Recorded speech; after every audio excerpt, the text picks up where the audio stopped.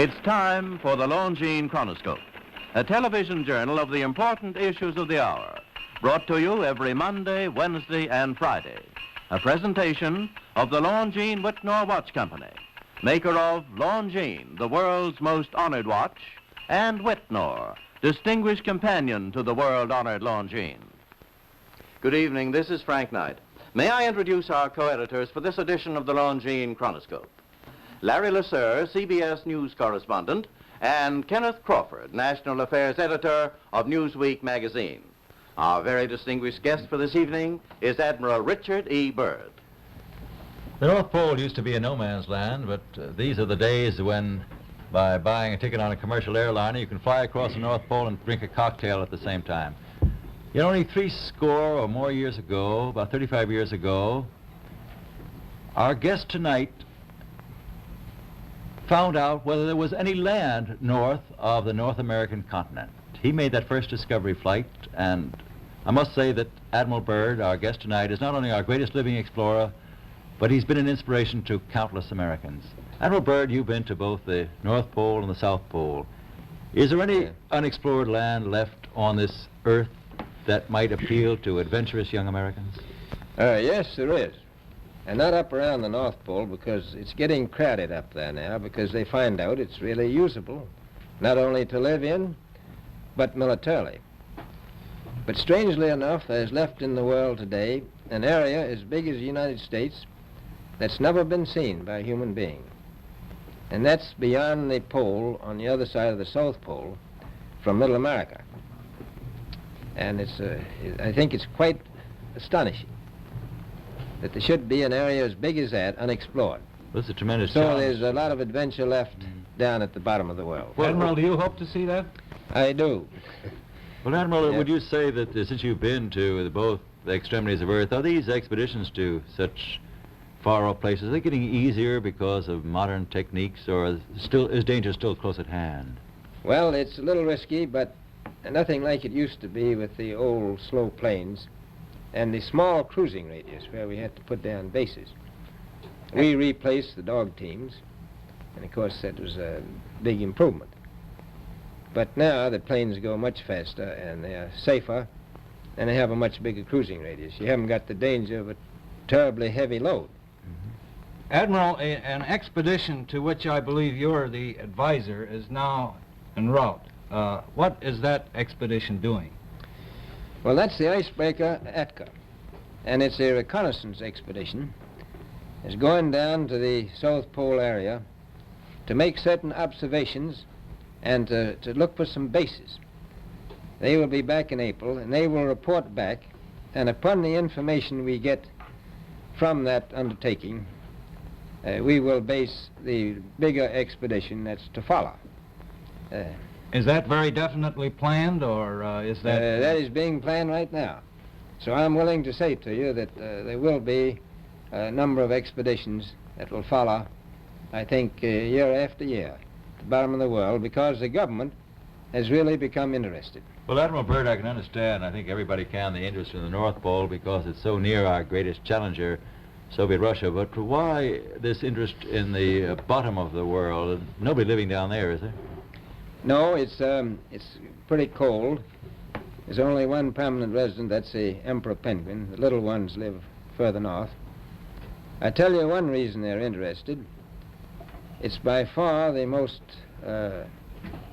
valuable, important place left in the world for science.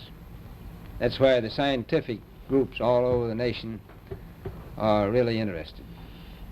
But more important than that, it has to do with the future of the nation, those to come after us, or even during your lifetime, because it happens to be an untouched reservoir of natural resources. And, you know, as the world shrinks with an ever-increasing acceleration, far-flung places, once useless, like we thought the North Pole was, and no man's land, become very useful. The bottom of the world will be important, not only to us, but to our allies. I was going to ask you, does it have military importance? It has some, and as the world shrinks, it will continue to shrink with an ever-increasing acceleration. thus bringing these places closer. And in the future, I can see a time when it will be very, very important strategically. Well, has the development of air power increased the strategic importance of places like the very much Palma so. Peninsula, we'll say? Very much so.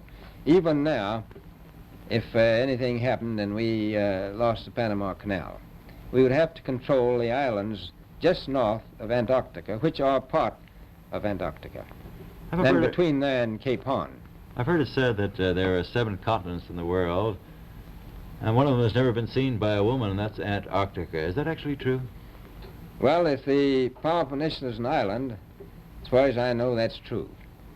No woman's ever stepped foot upon the Antarctic continent, and it's the most peaceful place in the world. Well, I'm sure that won't last very long. I understand that now that you're working with the Arnold Bread Company in charge of frozen foods. Now, is there any future for frozen foods down these frozen extremities? Well, I think the human race can be helped by that. This was thought out by Dean Arnold, who's, in my opinion, a great humanitarian. He learned that we went down there after 4 or 5 years and finished a meal that we had left there on the table when we had evacuated Little America. Everything was perfect, including the bread. So he got the idea of this frozen bread, and already he sent some to Europe, and it worked very well over there for some of the starving people. So you can store it down to the Antarctic, and against the lean years, and you wouldn't have any people in the world really starving if you did that. Yes, in the event of an atomic war... You stay there forever. Admiral, you speak of the resources of Antarctica. What are they? What are the natural resources there? Well, we've found enough of coal within 180 miles of the South Pole in a great ridge of mountains. It's not covered with snow, enough to supply the whole world for quite a while. Well, that's the coal. Now, there's evidence of many other minerals. We are pretty sure there's oil. Now, that coal shows the bottom of the world. Now, by far the coldest spot in the world. Where that coal is gets 100 below zero in the winter. Well, it was once tropical. So we think there's oil there, and there's evidence, probably uranium there. Is it any secret? Is there uranium there? That would be the only thing that would be practical to actually go after, I suppose. Everything else would be economically unfeasible, wouldn't it? Well, as we recklessly expend our resources, the time will come when we'll have to go after that stuff down there. Well, you know, I avoided what you said about uranium. I'm not sure about that. I don't want to have the world fight over the Antarctic. And Robert, is there a competition among other nations to try to get information about Antarctica and possibly to secure some of these resources? Well, yes. There are now 7 nations very much interested. Russia is interested tremendously. That I'm sure of. Australia has an expedition down there.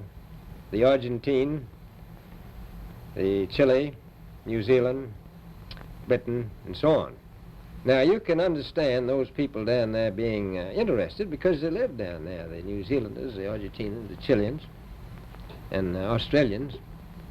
And so we don't do much about claiming anything. Admiral, you make this sound a little crowded. Are there that many expeditions now there or en route there? Well, you know, as I said, it's the most peaceful place in the world, but I don't think it will be for long because of this intense interest on the part of other nations and this nation. Well, Admiral Byrd, are private expeditions a thing of the past? Is expedition and exploration, making expedition and exploration now purely a government function because of the tremendous cost No, I of don't think organization? so.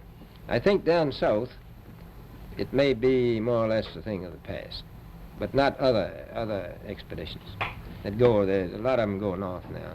This latest expedition now on the way is a government expedition, I take it. Yes, that's the government. Admiral Byrd, may I ask you, is there a great difference between the top of the world and the bottom of the world? There is. Now, the North Pole is the center of an ocean 10,000 feet deep. The South Pole, the center of a plateau, 10,000 feet high. The North Polar Sea is surrounded by continents that are slightly frozen. The Antarctic continent is surrounded by a belt of ice frozen seas of at least 1,200 miles thick. Now, the south is a plateau. It gets, in some places, 14,000 feet up. I've been over areas about 13,000, and it's a little bit chilly up there. So there's that big difference between the top and bottom of the world. The north really isn't very cold up there on the Arctic Ocean. Not compared to the south. Admiral Byrd, we often hear it said that our young Americans now aren't as hardy as their forefathers. Do you think that Americans do measure up to the standards, the physical standards and morale standards of the past? I do. I don't believe that. I think they're just as hardy. Well, what would you say was the most valuable factor on an expedition? Is it morale, or physical courage, or is it sheer equipment? Well, I've always thought that loyalty was by far the most important trait. The British told me that when I first went down in 28, that I couldn't possibly get through the winter night without a mutiny if I took more than 20 men. But to serve science, I had to take 42 men. And then I took 56 the next time, and so on. So, and I did find that loyalty was the most important thing during the winter night when it's very hard on your nerves. I think that's trait. Well, that's a very valuable characteristic at any time. Well, thank you very much, Admiral Byrd. It's been a great pleasure to have you here tonight. It's a pleasure to be with you. Yeah. The opinions expressed on the Longines Chronoscope were those of the speakers. The editorial board for this edition of the Longines Chronoscope was Larry Lasser and Kenneth Crawford. Our distinguished guest was Admiral Richard E. Byrd. A Longines watch makes the most perfect Christmas gift. It has beauty, elegance, and enduring quality, and a universal reputation as just about the finest of the world's watches. Now, actually, barring accident or abuse, the Longines watch that you give this Christmas will be better than new after 5 or even 10 years of daily use. Time holds no terrors for a Longines. The exquisitely finished watch movement defies normal wear and friction, achieves unsurpassed timekeeping accuracy and reliability. Thus does Longines inner quality match Longines outer elegance. Among the finest watches of the world, only Longines watches have won 10 World's Fair grand prizes, 28 gold medals, highest honors for accuracy in fields of precise timing. Cased in precious metal, styled in the best of good taste, a Longines watch is a joy to own, an enduring symbol of your affection, the perfect Christmas gift. Yet, you may buy and proudly give a Longines watch this Christmas for as little as $71.50. Visit your Longines Whitnor Jeweler Agency and make your selection. Longines, the world's most honored watch, the world's most honored Christmas gift. Premier product of the Longines Whitnor Watch Company. Since 1866, maker of watches of the highest character.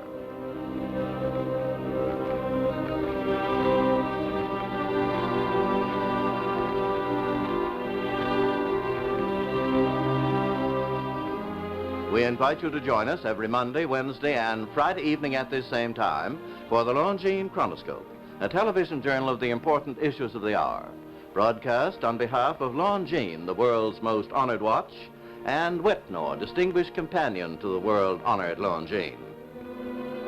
This is Frank Knight, reminding you that Longines and Whitnor watches are sold and serviced from coast to coast by more than 4,000 leading jewelers who proudly display this emblem. Agency for Longines Whitnor watches.